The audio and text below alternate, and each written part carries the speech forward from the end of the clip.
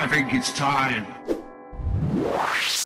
Yes, it's time to bring history back to life. Cool! It's amazing!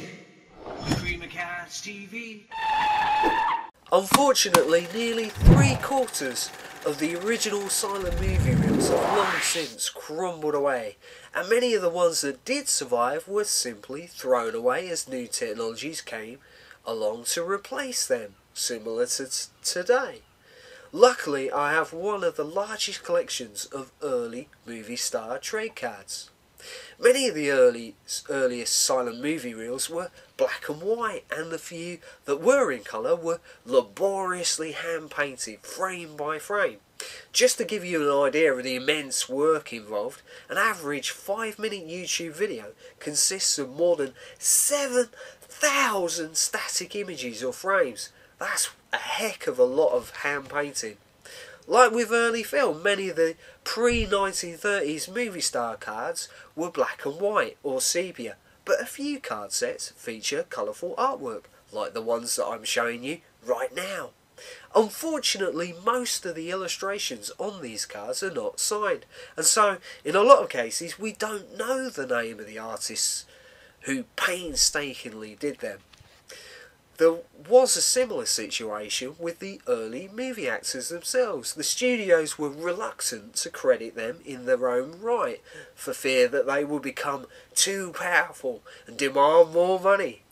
And that's why you won't find the names of the earliest movie actors on posters and promotional material from that time, unless of course they were already famous in the first place via some other means such as the stage and theatre. But now, of course, it's swung the other way. And movie stars are so powerful that some get paid more than the cost of the actual movie itself. Sometimes more than $50 million. Very nice.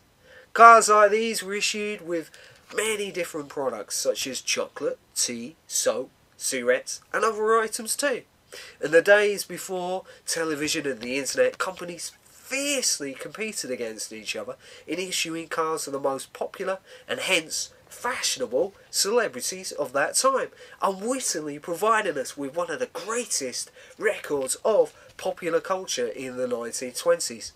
So not only are these cards of interest to die-hard movie buffs, they also provide great inspiration for fashion and movie costume designers of blockbuster movies.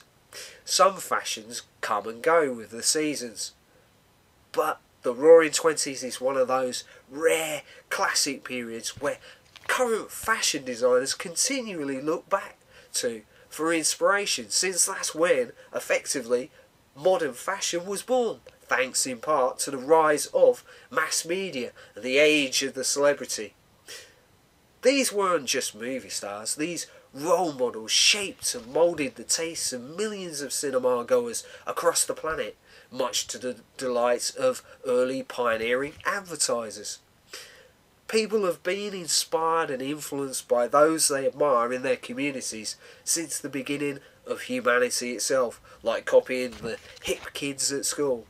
But it was the invention of the movie camera that catapulted those charismatic individuals into global megastars, spreading fashion trends quicker than ever before, and laying the foundations for our consumerist, celebrity-obsessed culture we live in today. Some fragments of ancient Egyptian papyrus paper have lasted thousands of years. These cards aren't as old as that, of course, but when you consider that 98% of human achievements have been made in the last few hundred years, less than 1% of our existence on the planet, then you begin to understand the significance of humble picture cards like these in recording the cream of our heritage. As they say, a picture is worth 1,000 words. Thanks for watching my video. Dreamcast TV. Please feel free to check out the largest collection of videos of the earliest movie idols and fashion icon trade cards in the world on my YouTube channel. Thanks for watching.